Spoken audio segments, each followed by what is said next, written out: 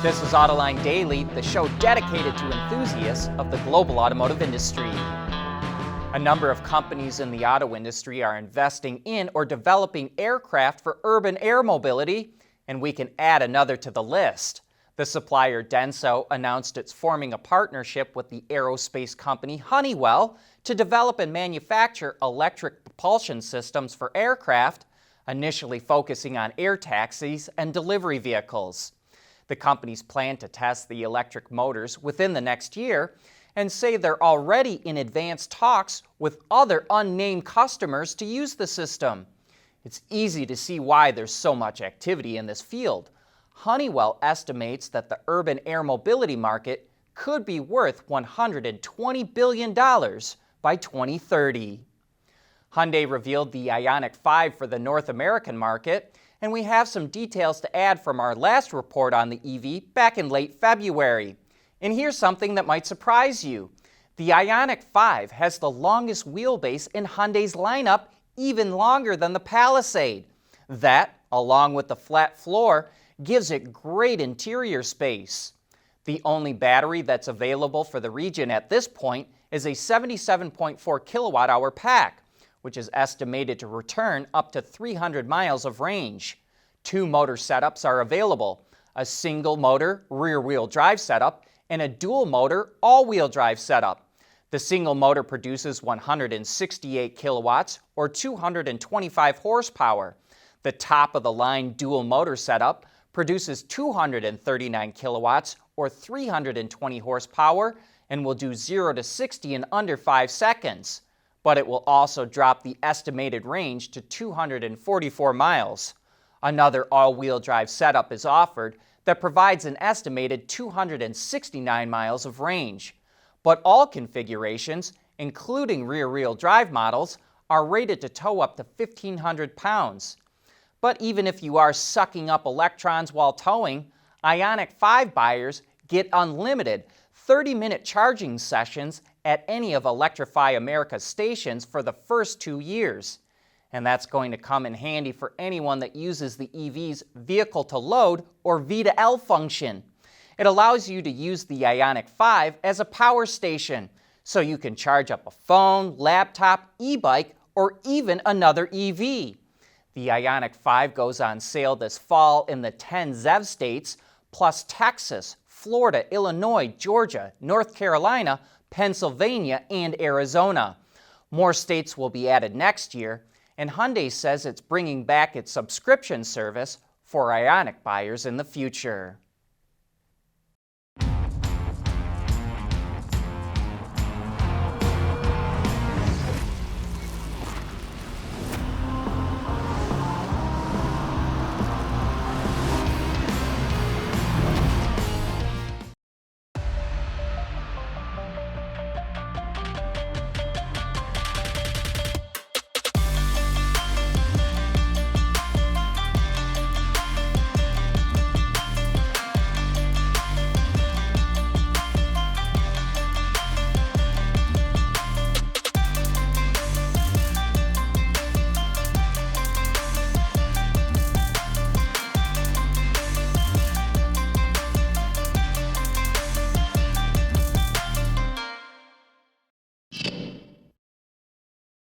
This is a big year for Jeep, with all new versions of the Grand Cherokee coming out and the Wagoneer coming back.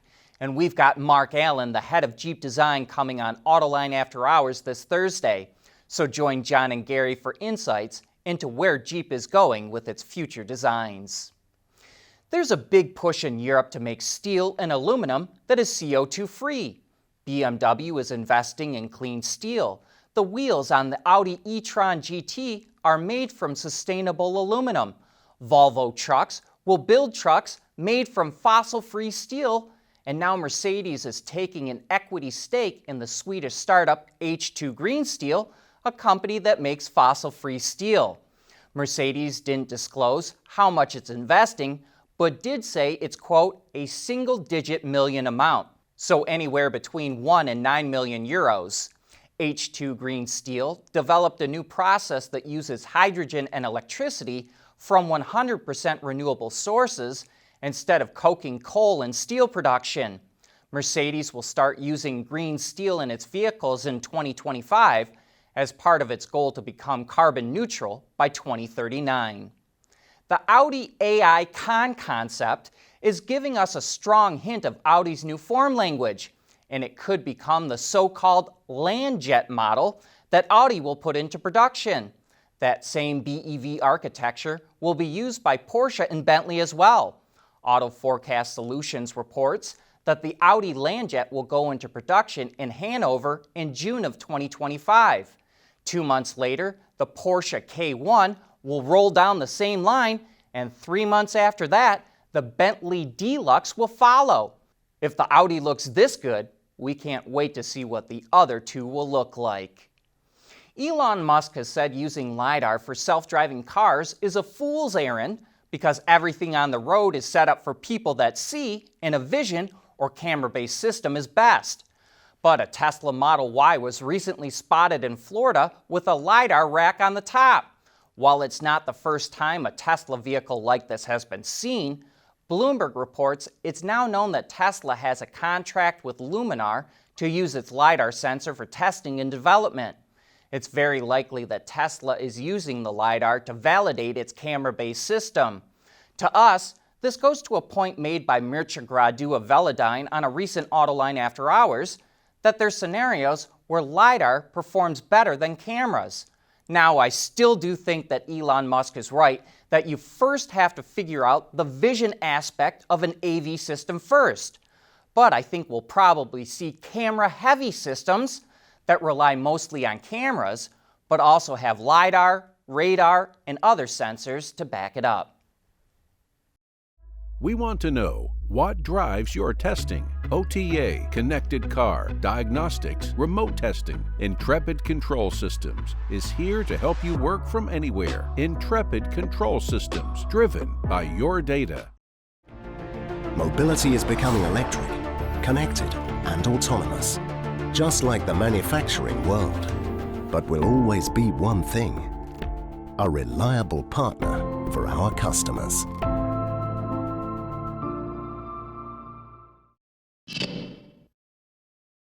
Spanish automaker SEAT's performance brand Cupra just introduced its first all-electric model called the Born, which is a version of the ID.3 since the automaker is part of the VW group.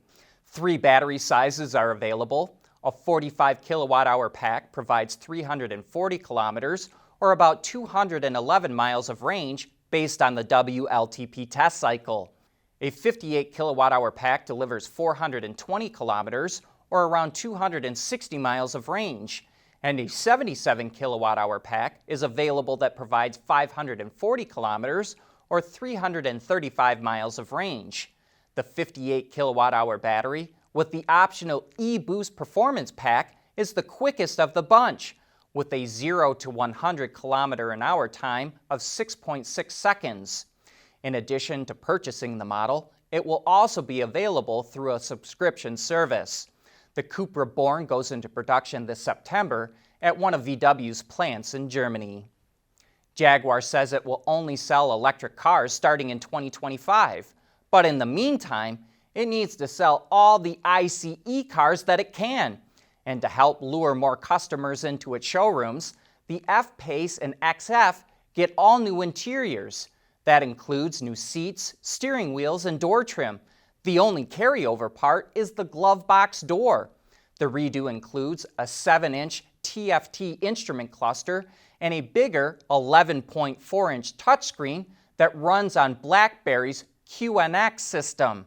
Jag says the screen reacts 15 times faster than before and features large format icons that can be dragged to where you want them.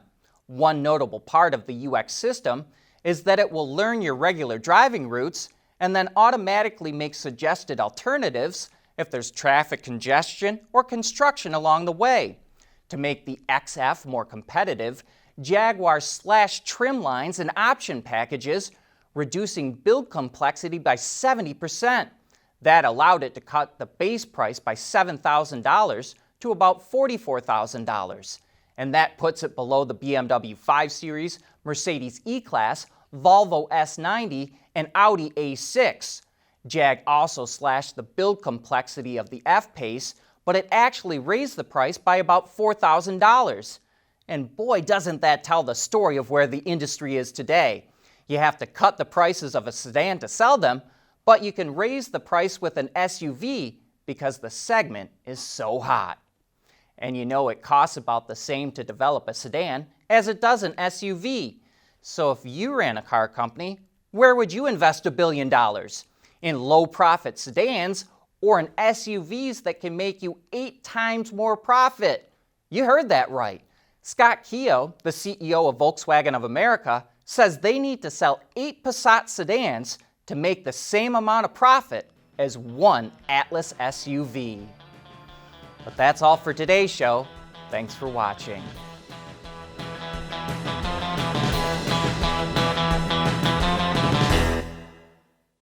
Autoline Daily is brought to you by Bridgestone, solutions for your journey. Intrepid Control Systems, over-the-air engineering, boost your game. Scheffler, we pioneer motion. And by Magna.